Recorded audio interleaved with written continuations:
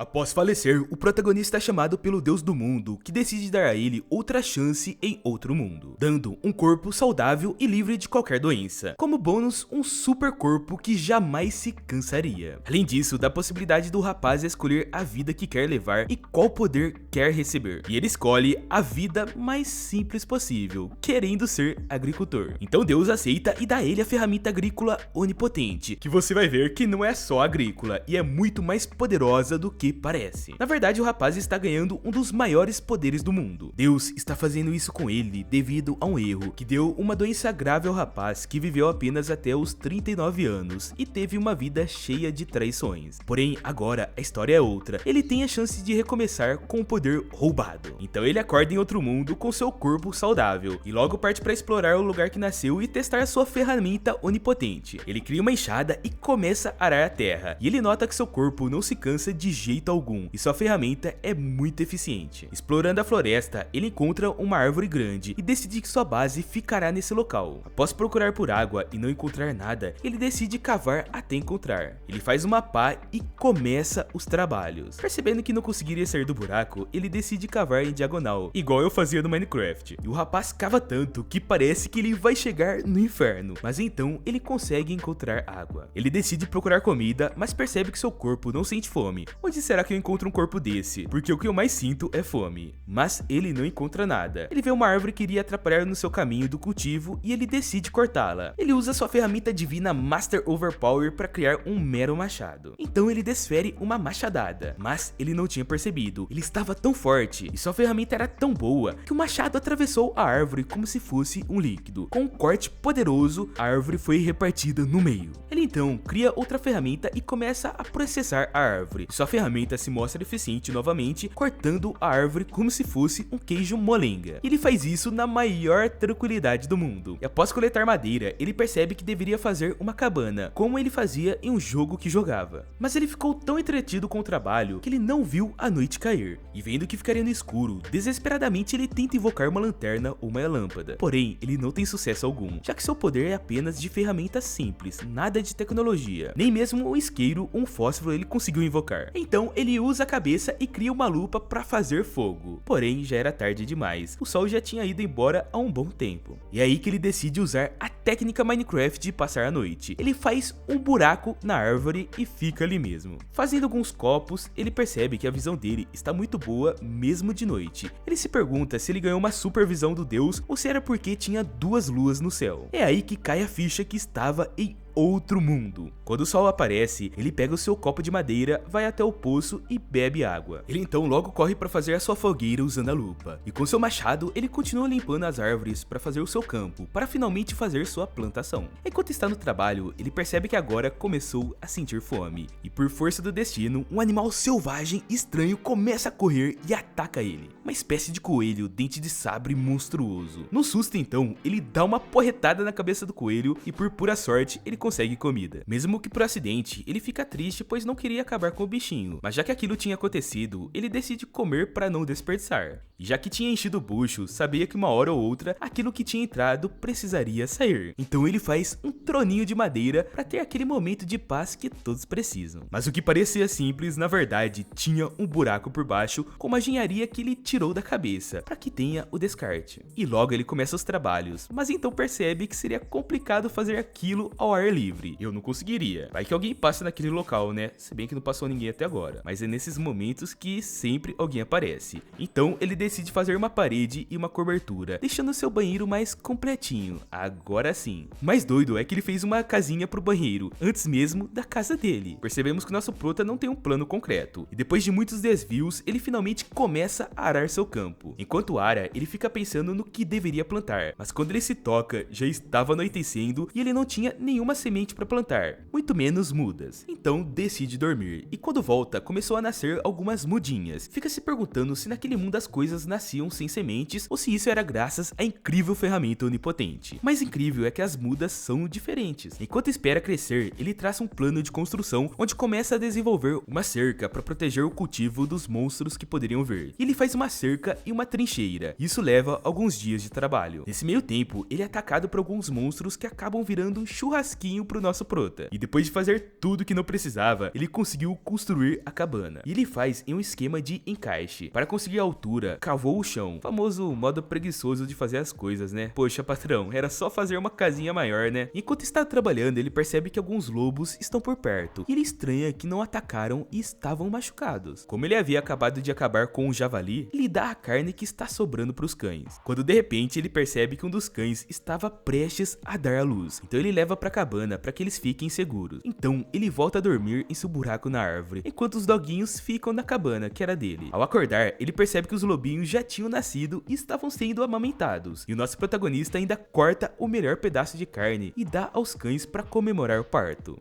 Que homem nosso prota é. Iludido, ele achava que os doguinhos iriam voltar para a floresta, mas depois de conseguirem uma casinha, comida grátis e água limpa, até eu ficaria lá. Se o protagonista quiser me adotar, eu tô aceitando, hein? E para não atrapalhar os lobos, ele decide que a cabana viraria a casinha dos doguinhos. Ele faz uma casa muito maior e mais completa para ele. E finalmente, as plantas estão prontas para serem colhidas. O incrível é que o tomate nasceu e está em perfeitas condições. Os lobos ganham o serviço de patrulha e ele dá o nome para cada um deles e alimenta com vegetais. E olha só, o protagonista percebe que tem uma necessidade de criar um local para armazenamento, já que a sua plantação estava dando bons frutos e ele sozinho não conseguiria consumir tudo imediatamente. Deus se pergunta como Hirako Mashio está, então decide dar uma espiadinha. Então ele vê que cometeu mais um erro. Mandou o rapaz para uma floresta perigosa repleta de monstros. Ele pensa então em trazer o rapaz de volta, mas se lembra da regra que não pode intervir na vida de alguém, apenas após a morte, e espera que a alma do garoto encontre o caminho, já que não terá a chance de sobreviver. Coitadinho, né? Ao contrário do que Deus imagina, as coisas estão indo muito bem pro protagonista, e ele descobre como seu poder funciona, que basta pensar no que quer que seja, isso será plantado e a planta irá nascer. E ele descobre isso por meio de testes em áreas específicas. E ele também descobre tudo que planta com a ferramenta nasce mais rápido do que o normal. Bem interessante. Com tudo dando certo e a vida dele estando tão bem e tão tranquila, ele decide criar estátuas aos deuses que propiciaram isso a ele. E ele continua sua vida tranquila, planta frutas fora da cerca e brinca com seus lobinhos. E com a ajuda dos lobos, ele explora a floresta até achar um rio. Após achar o rio, ele aumenta sua plantação. Então começa a esfriar e ele tenta se cobrir com pele de coelho, mas não dá certo por causa do cheiro ruim. Enquanto isso, ele junta comida e lenha pro inverno, até que seus trabalhos são interrompidos pelo seu lobo, que lhe apresentou uma aranha monstro, que é fofinha e consegue criar tecido com base nas suas teias, inclusive roupas. Então temos mais um integrante pra fazendinha do prota, a aranha costureira, que agora vive na árvore e come batata. Bem diferente, bem diferente. O inverno chegou, mas o prota está preparado e com alimento de sobra. E ele passa esse período de forma solitária, principalmente porque não tem muito o que fazer. Quando chega a primavera, os filhotes do casal do cão já cresceram. Eles vão para sua jornada na floresta e voltam acompanhados com outras lobas.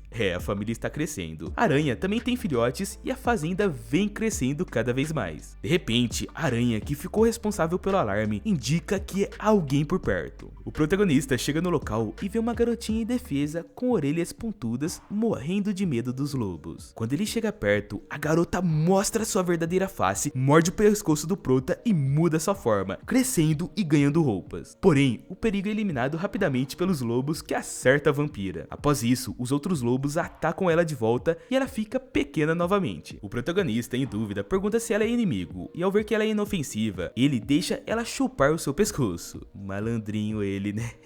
E ele percebe que ela não cresceu tanto quanto da outra vez e diz que ela poderia sugar à vontade, já que ele tinha muita vitalidade. Quando ela chega na fazendinha, ela fica impressionada com tanta fartura. Diz que nunca tinha visto essas plantas e que nem imaginava um lugar assim em meio àquela floresta. O protagonista dá um tomate pra ela e ela cai de boca. E eu fico impressionado como capricham na animação dos alimentos, né? Dá até vontade de comer. Olha que tomate bonitão. Então, ela pede pra ver os outros alimentos. E ele mostra os milhos, o rabanete e as batatas. De noite, os dois descansam enquanto ela está toda feliz mexendo em uma espécie de tela mágica. Será que é o celular daquele mundo? E ela explica que estava pesquisando plantas medicinais. Também explica que teve uma briga com alguns nobres que estavam tentando roubar a pesquisa dela, que mandou algumas pessoas perseguir seguirem ela. Então ela decidiu se esconder nessa floresta curiosa que serviria de abrigo e ajudaria na pesquisa, visto que aquela floresta é bem curiosa. Ela explica que essa floresta é muito perigosa e diz estar surpresa com ele ter domado as feras. Então, quando ela diz que iria voltar para visitá-lo, ele, um tanto que nervoso, pede para ela ficar com ele para sempre. Olha só, ele diz isso como uma forma de companhia, já que lá era muito solitário. Mas ela entendeu errado, achando que ele estava fazendo um pedido amoroso. E quando ela pergunta se era essa a intenção dele, ele não entende a pergunta e exclama que foi exatamente isso que ele disse. E ela aceita morar lá. No outro dia, ela aparece da sua forma pequena, que causa estranhamento nele. Ela responde que ficará assim como uma forma de proteção para ele não tentar nada de errado. Ela também pede para que ele cultive ervas medicinais, já que ela gosta de pesquisar esse tipo de erva. A vampirinha dorme bastante, mas o Prota fica feliz, pois ela é muito útil nos afazeres, passando muito conhecimento para ele. Ela usou magia básica para criar luz, coisa que não tinha até o momento. Quando estavam comendo, ela perguntou se tinha sal, mas ele disse que estava procurando, mas não encontrava de jeito nenhum. Na verdade, esse tempo todo o sal estava debaixo do nariz do protagonista. O sal fica debaixo da terra em uma camada fina. Ele passou pelo sal e nem viu, e várias vezes ele passou por isso. Enquanto estão comendo e descansando, a aranha toca no sino. Isso significa inimigo. Então uma mulher está presa e cercada pelos lobos, e ela grita por ajuda. Quando se solta, podemos ver asas brancas e ela rapidamente se cura. Quando ele olha para trás, a vampirinha está saindo de fininho. Então a mulher reconhece a vampirinha, mas então é atacada pelos lobos. Os três conversam depois e as duas realmente se conhecem. A mulher pergunta para Lulucci quem é ele, e a vampira responde com muita vergonha: meu marido. O protagonista não nega e ela fica toda envergonhada. A mulher se apresenta dizendo ser uma anja chamada Tia. Ele pergunta por que ela está perseguindo Lulucci, então responde que tem uma recompensa por ela, pois ela causou muitos danos na cidade que ela estava. Ela resume que Lulucci fica fazendo pesquisas, mas quando algo enche o saco dela, ela explode tudo. Lulucci diz que foi um acidente, então mesmo sendo perseguida por Tia, Lulucci convida ela para morar na fazendinha e começa a mostrar tudo para ela, o cultivo, as frutas, e mostra a aranha para a mulher, que desmaia de susto. Então ela é convidada para ajudar na mão de obra. O protagonista faz uma saladinha para Anja e ela adora o sabor. Eles trabalham o dia todo e pela noite ela come morango. Então, após a Anja ficar feliz com tudo que tá experimentando, a vampira reforça o convite para morarem juntos. E ela diz com uma cara um tanto que estranha: meu corpo não vai dar conta de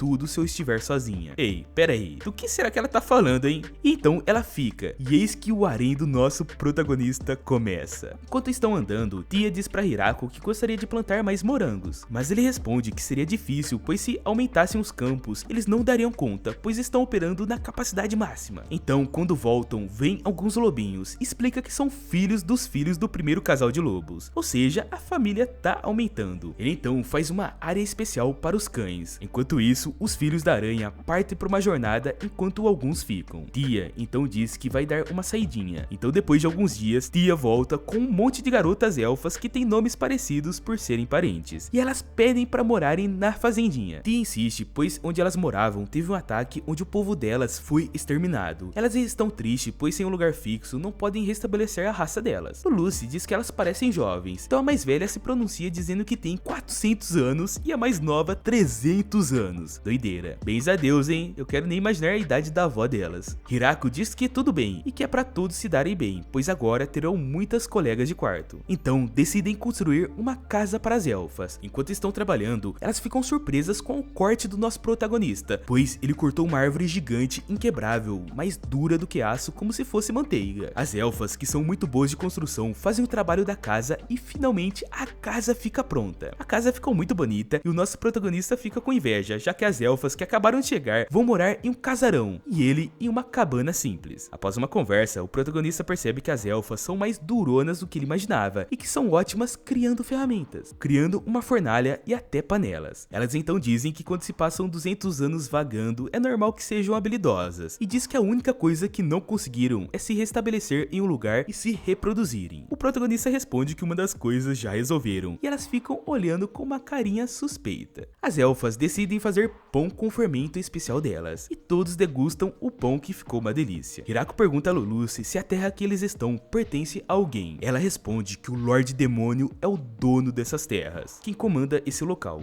Ele então começa a ficar preocupado, mas ela pega na mão dele e diz para ficar tranquilo, já que ele construiu tudo sozinho, sem a ajuda de ninguém. Enquanto o Prota está prestes a começar os trabalhos, a aranha gigante aparece com uma abelha gigante amarrada em sua teia. E essa abelha possui uma coroa e a aranha pretende ficar com essa abelha como se fosse de estimação. O Prota então vê que a abelha não vai mais lutar, então constrói uma casinha perto do pomar. Então a abelha, que era uma rainha, e suas seguidoras constroem um cacho enorme em 10 dias. O Prota se motiva, já que há a possibilidade de ter melzinho. Ele cava um buraco enorme para reservar água. Então decidem que, em vez de fazer os canos para escoar com madeira, farão com terra e modelada pela incrível ferramenta onipotente. Então começa o processo de produção. As elfas então ajudam na construção e lidam com o trabalho. Eis então que a água chega. Lembrando que isso deu um baita trabalho, visto que a distância do rio para a fazendinha era de cerca de 30 quilômetros. E como brinde, peixes começam a chegar pelos canos. Eita, protagonista sortudo esse, hein? Então, um peixão chega querendo devorá-lo, mas ele então faz sushi com o grandão. Todas ficam preocupadas, pois os peixes são da Floresta da Morte, e se perguntam se é seguro comê-los. Mas então elas adoram, principalmente as elfas, que ficam babando. Eis então que, após plantar arroz, o Prota decide ir para uma empreitada, criando um arrozal irrigado. E ele trabalha mais do que nunca, enquanto elas ficam sem entender, até que fica pronto e ele pede ajuda para elas para plantar o arroz. Então todas elas precisam entrar na lama para plantar. Ainda bem que o Prota tá com a areia informado. Quem iria trabalhar para ele? Pois é muito trabalho. E as elfas trabalham duro, ou melhor, no mole, já que estavam pisando na lama. E rapidinho a plantação do arroz cresceu. Eis então que começa a colheita. E depois de colher, eles começam a debulhar o arroz com a ajuda da grande ferramenta onipotente. E então um rapaz mostra seu talento que aprendeu assistindo o Globo Rural do mundo dele. E faz todo o processo do arroz. E detalhe, não saiu arroz integral não, saiu branquinho e lisinho. Moleque manja demais. E ainda depois faz um arroz pra mulherada. Eu perderia o jogo logo na hora de fazer o arroz. Eu sou um fracasso na cozinha. Deve ser por isso que ele tem um harém e eu não. Eis que o arroz fica pronto e está perfeito para fazer bolinhos. E todas se deliciam com os bolinhos do garotão.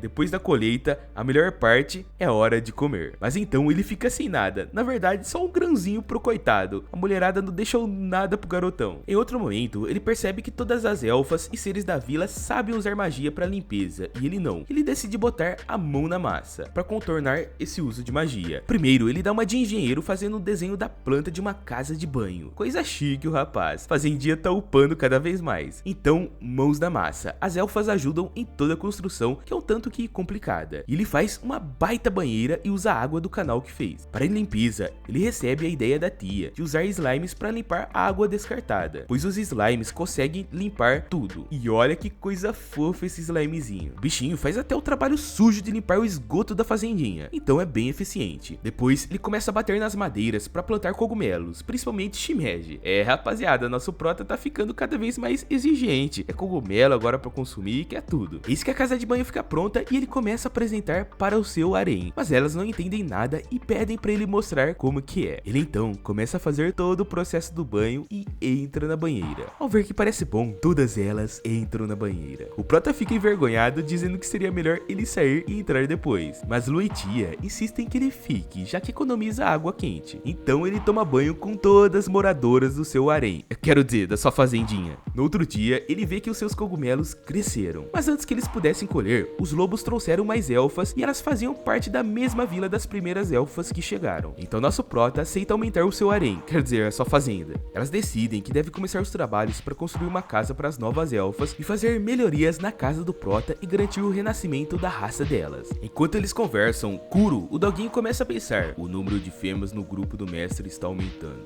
E começa a história do doguinho dizendo que vivia sozinho na floresta e nunca tinha perdido uma briga para ninguém, até conhecer sua fêmea que o derrotou. Então decidem ficarem juntos e eles têm os seus filhotes, mas então são derrotados por um urso, até encontrar o mestre que deu comida e os tratou. Então ele percebe que tem sorte de ter encontrado o mestre. E esse foi o resumo do primeiro ao quarto episódio de Sekai no Berinouka. Se quiser ver o resumo dos próximos episódios, se inscreve no canal e ativa as notificações para não perder nada. Na tela está passando mais 2 vídeos de recap. Clique e assiste porque você vai garantir essas outras obras.